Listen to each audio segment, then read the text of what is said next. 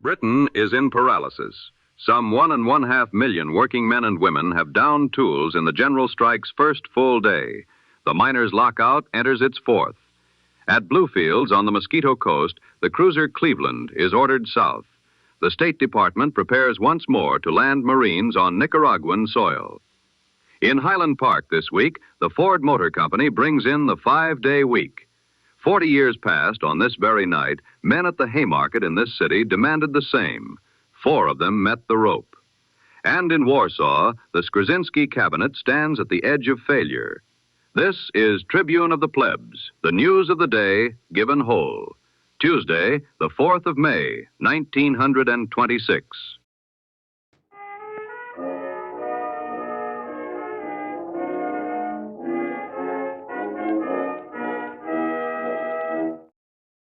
From London, Britain has stopped. The general strike called by the Trades Union Congress took effect at 1 minute before midnight last evening. So far as the cables that the Atlantic carriers have passed permit us to say, no major industry that was out yesterday has returned today. Transport across the country stands halted. The London Underground does not run. The omnibuses do not run. The trams do not run. The great main lines from St. Pancras, from Euston, from Paddington stand empty. The docks at Liverpool, at Hull, at Cardiff, at Glasgow are idle. The printing trade is out. The morning papers, save those the government has organized by other means, did not appear. The iron and steel works are out. The building trade is out. By the most cautious count, 1.5 million working men and women have left their tools in support of the locked-out coal miners. Some 205 unions have answered the call. The lockout is the matter at the heart of the dispute. For 9 months past, the British government subsidized the wages of the miner under threat of a stoppage. In those 9 months, the mine owners and the cabinet prepared for the day the subsidy would end. On Friday last, the subsidy ended.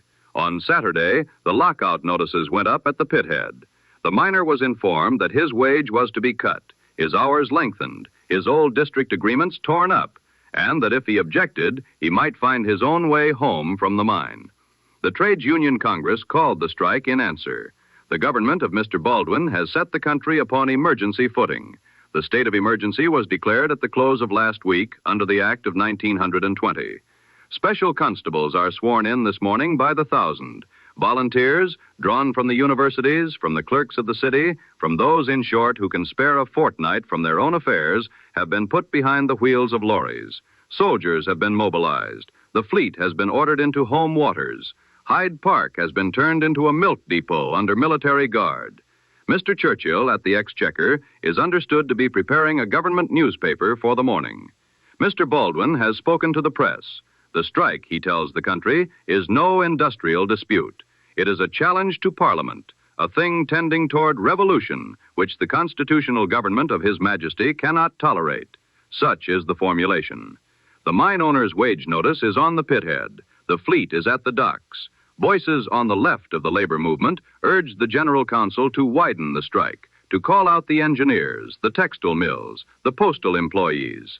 The General Council has not seen fit to do so. The Council, we are given to understand, hopes for a settlement and prefers not to direct an action larger than the one already underway. What is to be observed at the close of this first day is the discipline. The wires from every district report the same thing. The men have gone out without disorder. The women's auxiliaries are already organizing relief. The trades councils are at their work. The picket lines, where they are needed, hold. The country is stopped. The miners hold. The council, in its offices at Eccleston Square, watches the cables and waits.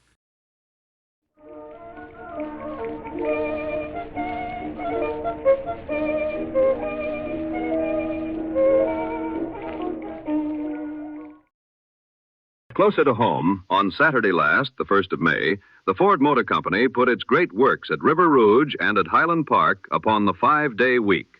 The men shall work 8 hours a day, 5 days, and rest on Saturday and Sunday, without reduction, the company says, in the weekly wage. The 8-hour day is a long-standing demand of the American working class. The 5-day week, in its way, is the answer to that demand. Mr. Ford has spoken in the press of the arithmetic of the proposition. The workman with a day at his leisure shall buy the more. automobiles among the items. A workman who has bought a motor car on the installment plan, it may be added, is a workman who cannot easily afford to strike. The Ford Motor Company does not recognize a union of its workers. The service department at the works, under Mr. Bennett, sees to it that no union shall be organized. The 5-day week is granted on terms the company alone shall set. The week's other significance is that of the calendar. 40 years past, this very evening in this city, men were assembled in the Haymarket on Randolph Street to protest the killing, the day before, of striking workers at the McCormick Reaper Works. 3 days earlier still, on the 1st of May, 1886, some 350,000 working men and women across the country had gone out on strike with a single demand. The slogan of the day was 8 hours for work, 8 hours for rest, 8 hours for what we will. The Haymarket meeting was peaceable. Mayor Carter Harrison attended a portion of it and found nothing to object to. The crowd had thinned in the rain when a column of 180 policemen marched into the square and ordered the meeting to disperse. As the last speaker was concluding, a bomb was thrown. Who threw it has never been established. In the confusion that followed, the police opened fire. 7 officers and an unknown number of working men were killed. Of the 8 men later put on trial, no evidence was offered that any of them had thrown the bomb or had any knowledge of the man who did. They were tried for their politics, for their speeches, for their writings, for their associations. The prosecutor told the jury that anarchism itself was on trial. The state of Illinois hanged August Spies, Albert Parsons, Adolph Fisher, and George Engel on the 11th of November, 1887. A 5th, Louis Ling, took his own life in the cell. 3 more, Samuel Fielden, Michael Schwab, Oscar Neebe, went to the penitentiary and were pardoned 6 years later by Governor Altgeld of Illinois, who in his pardon message held that the jury had been packed, that the trial had been an outrage, and that the men hanged had been hanged for their opinions. The 8-hour day was paid for at the Haymarket. It was paid for again at Pullman, and in the long campaigns of the United Mine Workers, and in the strikes at Lawrence and at Patterson, and in 100 funerals of which the daily papers kept no record. It was paid for at congresses of the working class in Paris and in Brussels on the 1st of May, the day of the world's labor. The 5-day week of the Ford Motor Company arrives 40 years after the men who first demanded it in this city were hanged for demanding it. The settlement that comes today does not come in their names.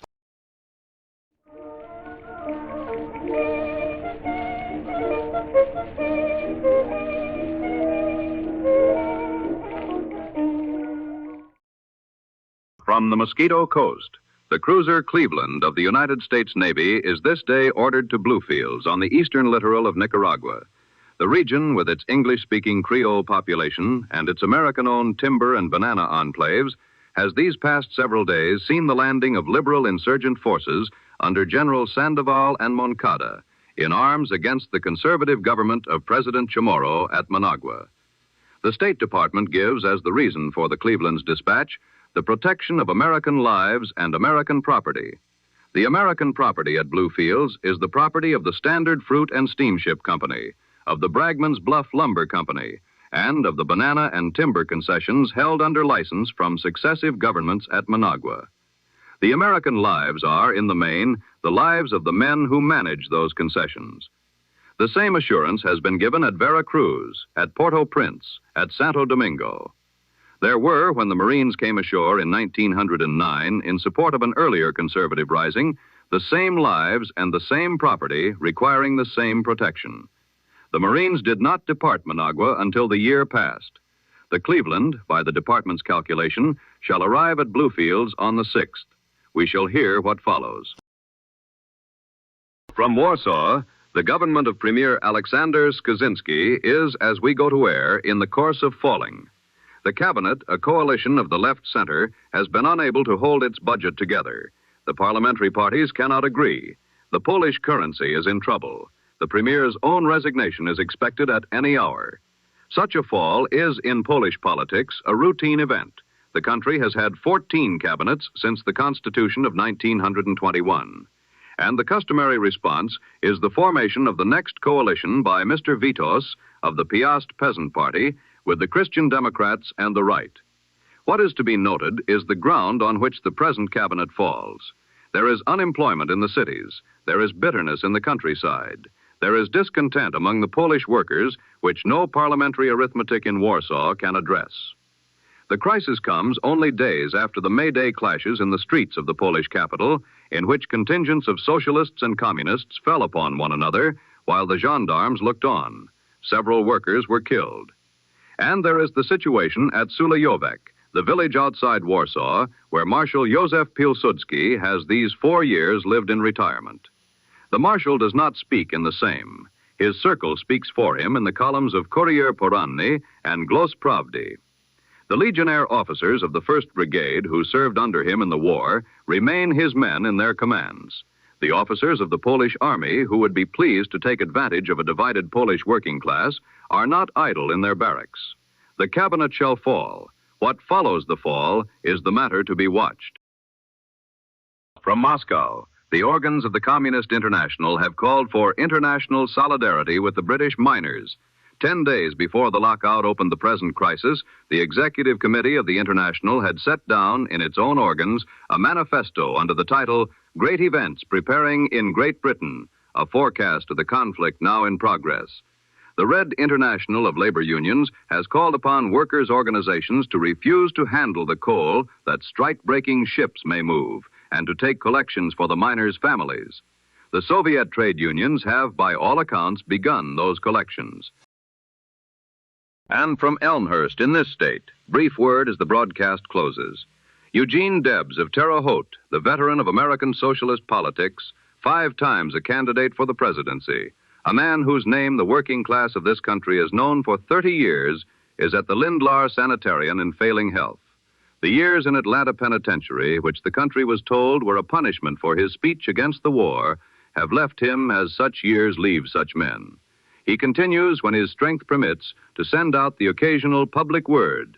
The country has not yet had his last. That has been the day's report. Tribune of the Plebs, signing off.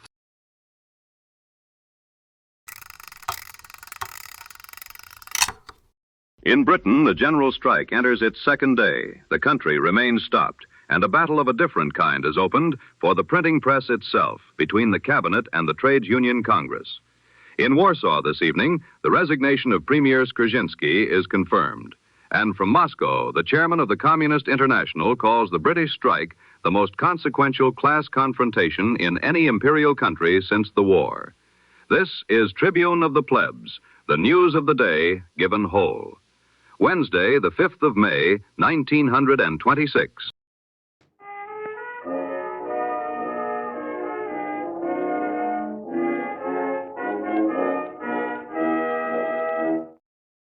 This evening marks the 2nd day of the general strike. The silence of Fleet Street has not improved over the night. So far as we can ascertain, no major industry that was out yesterday has returned to work today.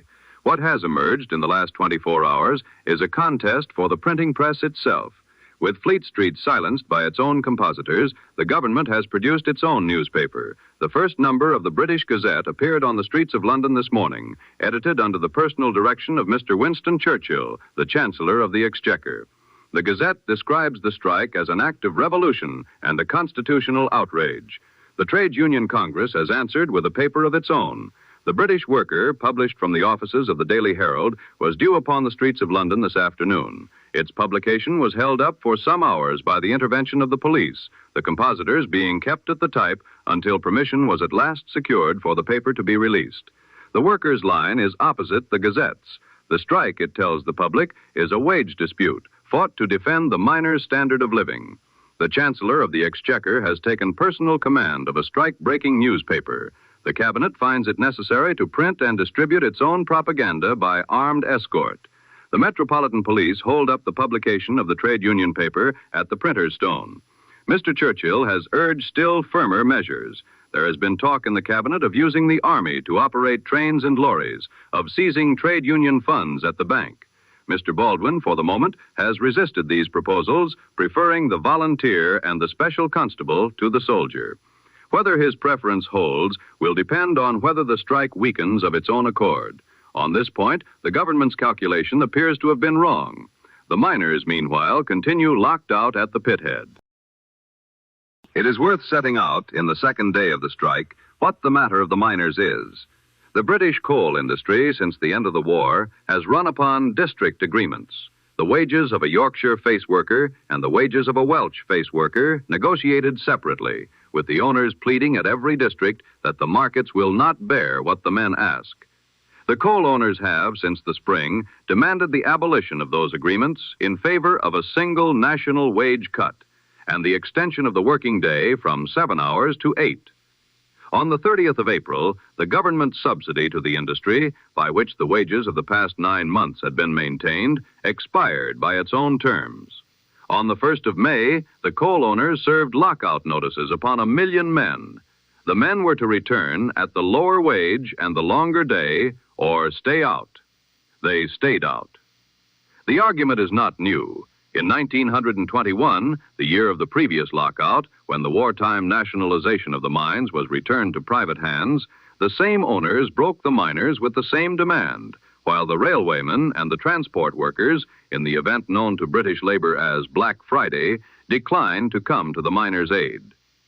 On the 31st of July last year, the same demands brought the country to the same brink, and the Cabinet, finding that the General Council of the Trades Union Congress was prepared to call out the auxiliary trades, retreated, granted the 9-month subsidy, and called the day Red Friday. The Cabinet has spent the 9 months since arranging the volunteer organizations, the food convoys, the wireless announcements, and the special constables that listeners of this station have observed in operation since Monday night. The miners have spent the 9 months waiting for the subsidy to lapse. The General Council of the Trades Union Congress has spent the 9 months hoping the question would not arise. The question has arisen. The miners' position, set down in the words of their secretary, Mr. Arthur Cook, has held since the spring. Not a penny off the pay, not a second on the day.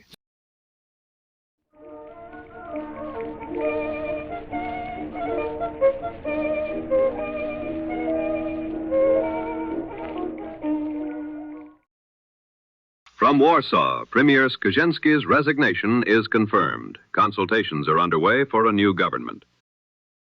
From London, Mr. Shapurji Saklatvala, the Member of Parliament for North Battersea, Indian-born, the only avowed communist in the Imperial House of Commons, is held in custody following his arrest after the May Day rally at Hyde Park. The charge is conduct conducive to a breach of the peace.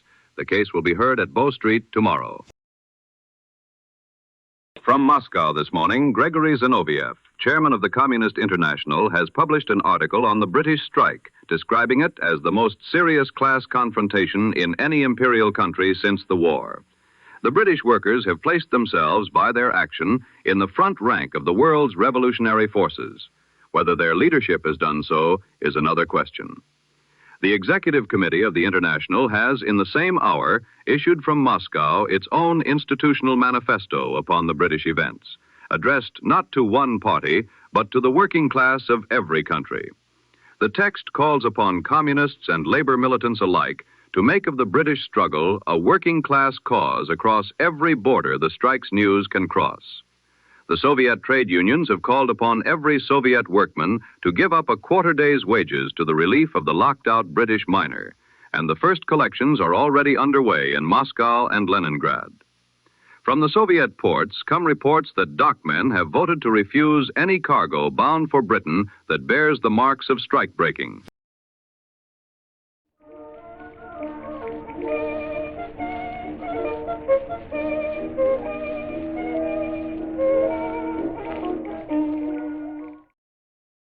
In New York City, the strike of the fur workers continues into its 12th week. Some 12,000 workers, in the great majority Jewish, walked out of the shops on the 16th of February under the leadership of the Joint Board of the Furriers Union and its strike chairman, Mr. Ben Gold. Their demands are the 40-hour week, equal division of work in the slack season, and an end to the contract system.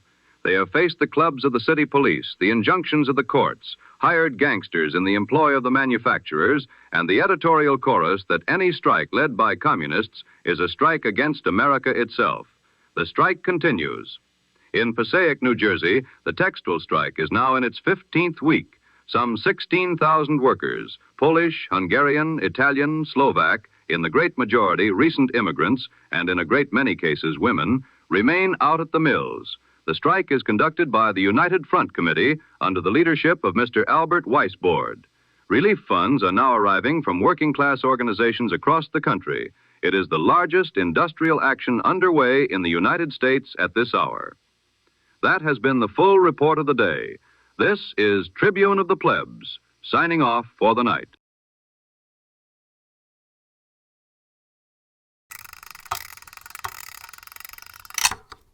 In Germany, the Reichstag has this day declined to expropriate the property of the former ruling houses, and the matter shall now go to the people themselves by referendum next month.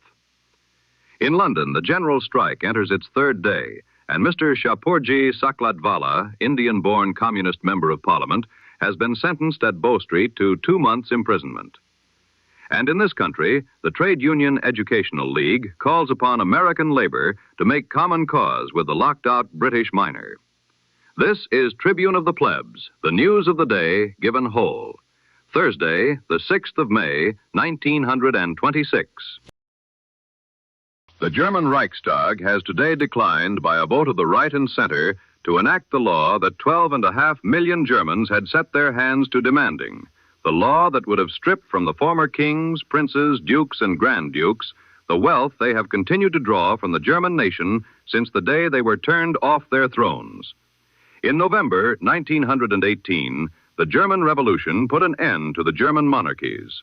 The Hohenzollern in Berlin, the Wittelsbach in Munich, the houses of Saxony and Hesse, the Saxe-Coburg, all were turned out of their palaces by the workers and soldiers of Germany in revolt. Of their thrones, the princes were dispossessed. Of their estates, their forests, their palaces, their stocks, their bonds, and their bank accounts, they were not. The new republic, which the workers had brought into being, settled itself upon the throne the workers had emptied, and proceeded then to negotiate with the very men whose throne it had been a compensation for the property that was no longer entirely theirs. That negotiation has gone forward these 8 years. The prince's lawyers have grown rich upon it. The state governments have signed away to the deposed houses sums of public money that would shame a medieval bishop. Forests and country seats and city palaces have been settled upon men who have no claim to them whatsoever. In the autumn of last year, the working class of Germany had at last had enough. The Communist Party of Germany proposed a popular initiative for the full expropriation of the former prince's wealth without compensation. The Social Democratic Party, after some weeks of hesitation, joined the campaign. 12.5 million Germans put their names to the petition, more than enough to compel the Reichstag to take up the question. That question was put to the vote in Berlin today. It did not pass. The Communists and the Social Democrats voted in favor. The German Nationalists, the People's Party, and the Center Party voted against. The Republic, faced with the choice between its working class and its princes, has chosen its princes. By the law that governs popular initiatives in Germany, the rejection does not bury the proposal. It passes the question instead to a popular referendum, which has now been set for the 20th of June. The German electorate will then be asked whether the property of the former ruling houses is to be returned to the German people. The press of the right in Berlin and Munich is already in full cry against expropriation. We shall keep listeners informed of the campaign as it develops. To Britain, where the general strike is now in its third day, the Cabinet's mood has lifted somewhat. A handful of bus routes have been put back into operation by volunteer drivers. Government supply arrangements have begun moving food from the London depots under police protection. The British Gazette has produced a second number, larger than the first, in which Mr. Churchill assures the public that the strike is nearing collapse. It is not nearing collapse. The men who walked out on Monday night are still out. The miners are still locked out. The trains are still in their sheds. The London Underground is still dark. What has been gained is a handful of routes manned by university students and a great deal of newsprint from a committee of editors working out of the Morning Post offices. In a London courtroom this morning at Bow Street Police Court, Mr. Shapoji Saklatvala, the Member of Parliament for North Battersea, was sentenced to 2 months' imprisonment for the speech he made at Hyde Park on May Day. The magistrate offered Mr. Saklatvala the alternative of being bound over to keep the peace. Mr. Saklatvala declined. He preferred, he told the court, the prison to the bond. The only avowed communist in the Imperial House of Commons has been sent to prison in the first week of a national strike for words spoken at a public rally. From Warsaw, the consultations of these past days have begun to settle. Of the names put forward to assemble the next coalition, that of Mr. Vincenti Vitos of the Peasant Party is the one most often heard. The parties of the parliamentary right and center together hold a slim majority, but they are united upon almost nothing save their distaste for the working class parties on their left. A government built upon that foundation will not stand long. The British strike has, in these past 2 days, become the property of the working class beyond Britain. The reports reaching us through the columns of the working class press on the continent place the strike in a Europe that is not standing still alongside it. From Vienna comes a declaration of solidarity addressed to the British miner from the workers of the Warchalowski firm, the Austrian motor and aviation works, whose name has been on the lips of every striker in the Habsburg successor states since the Vienna metalworkers fought their long battle there 4 years past. From Norway, the columns of the Comintern's organ report a lockout still in progress against 20,000 Norwegian workmen, declared by the Norwegian Employers' Federation a fortnight before the British coal owners served their own notices. The miners of 2 countries on opposite shores of the North Sea now stand locked out by the same calculation. From Budapest, a march of locked-out Hungarian miners is reported moving by foot upon the Hungarian capital, with demands kin to those of the men in the South Wales valleys, that wages already at the floor shall not be cut further to the satisfaction of the coal owner. These are not stories the wires of Reuters and the Associated Press have carried in any detail. They are carried in this country by the labor press, the foreign language papers of the immigrant working class, and the columns of the Communist International. They are reported here because they are the present condition of the world's labor, the field upon which the British struggle has fallen.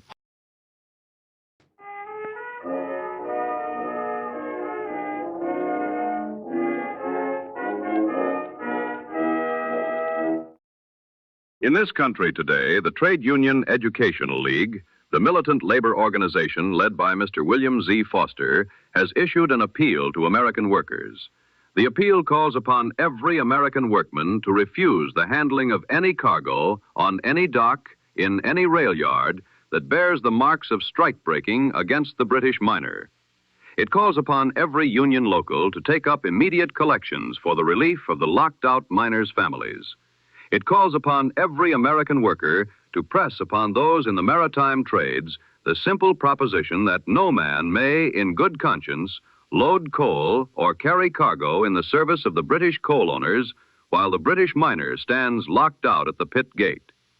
The appeal is being carried today through the daily worker of this city and through the wider militant labor press of the country, alongside the call already issued by the Communist International from Moscow. That has been the full report of the day. This is Tribune of the Plebs, signing off for the night.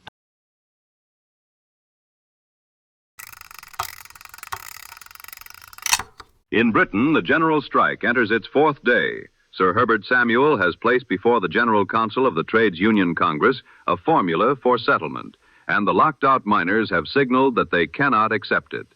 From the Mosquito Coast comes word that the United States Marines have landed at Bluefields in the name of the protection of American property. And from the great industrial cities of this country, the call to American labor to come to the aid of the locked-out British miner is taken up, while the executive officers of the American Federation of Labor remain this evening silent upon the matter. This is Tribune of the Plebs, the news of the day given whole.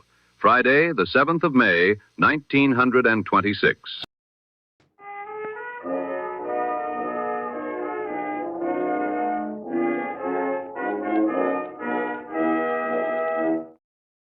This evening marks the 4th day of the general strike.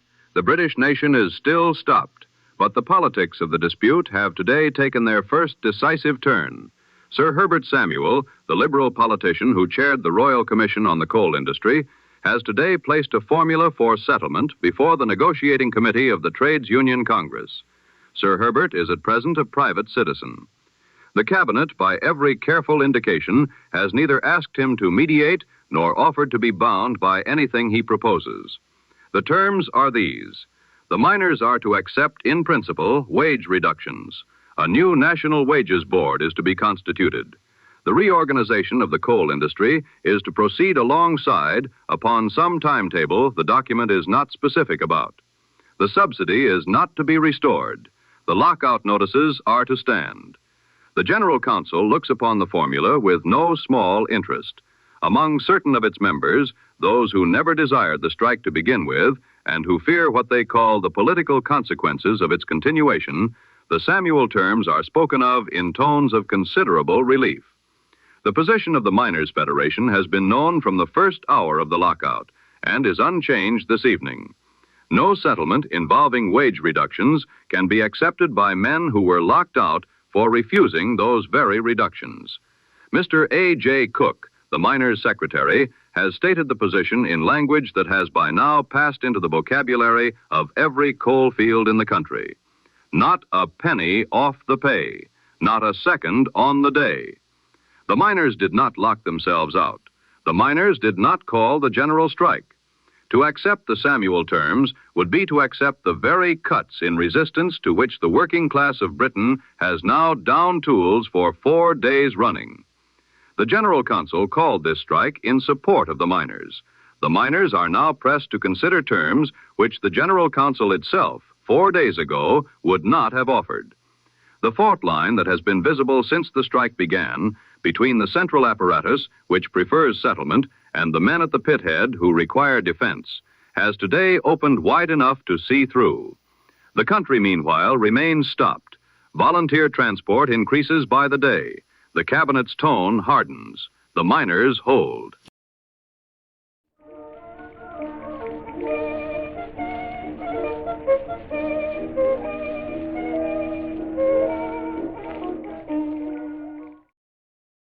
From the Mosquito Coast, that is, the Caribbean shore of the Republic of Nicaragua, the United States Marines have today come ashore at the port of Bluefields.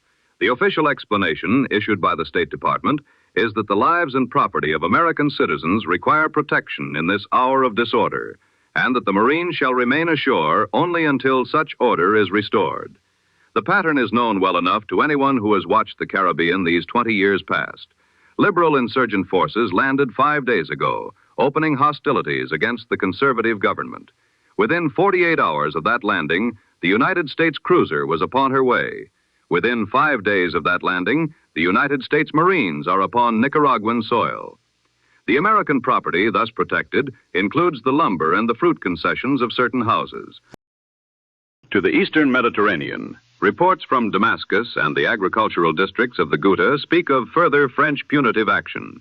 The Druze revolt of last summer has not been put down. It has spread beyond the Druze. It has become a Syrian revolt. The French answer has been to bombard the quarters of Damascus from which the resistance is supposed to come, and to issue notices to the villages of the Ghouta informing them that they may face shelling without further warning for the offense of harboring rebels or failing to pay the fines levied upon them. The mandate of the French Republic over Syria is being enforced by the artillery and the aeroplane against a civilian population. The French and Spanish forces operating against the Republic of the Rif under the leadership of Mr. Abdel Krim have today resumed their air pressure upon Rif positions in northern Morocco. The Rif Republic, proclaimed some years ago, has been fighting 2 of the great colonial powers since. The combined armies of the Third French Republic and the Spanish monarchy have not yet succeeded in subduing it. From Moscow, the reports received this evening carry the news that Soviet trade union solidarity with the locked-out British miner has now reached the docks. At Leningrad, the dock workers have refused to load or to unload the cargoes of the British steamers presently in the harbor. These vessels comprising, by the report of the Soviet trade unions, the greater part of foreign shipping in Soviet ports this week. Refusals on the same lines are reported from the Black Sea port of Odessa and from the harbors of the Sea of Azov. The Central Council of the Soviet trade unions sets the number of dock workers presently engaged in the refusal at some 8,000 men. The quarter-day collections taken up at the close of last week are reported as continuing to swell.